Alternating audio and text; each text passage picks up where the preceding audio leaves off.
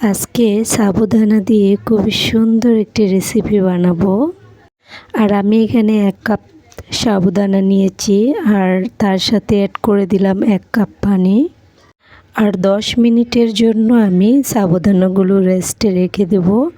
10 minute পর দেখেন সাবুদানা সব পানি চুষে নিয়েছে আর খুবই নরম হয়েছে। আর ওদিকে আমি দুধ জাল করে নেব। এখানে আমি হাফ লিটার দুধ দিয়ে দিলাম। আর এখানে আমি দুধটা ভালো করে জাল করে নেব। এখানে আমি ডোটা ভালো করে মাখিয়ে নেব।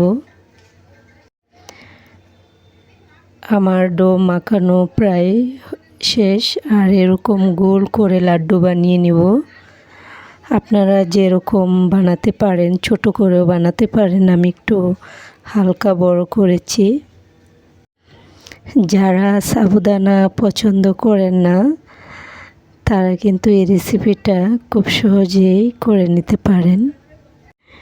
এই যে আমার রান্না প্রায় শেষের দিকে আর এখন পরিবেশনের পালা। খুব সুন্দর হয়েছে, দেখতেও কালারটা অসাধারণ লাগছে। আমার ভিডিওটি যদি ভালো লেগে থাকে প্লিজ সবাই লাইক, কমেন্ট এবং সাবস্ক্রাইব করে সব সময় আমার পাশে থাকবেন। খোদা হাফেজ, সবাই ভালো থাকবেন।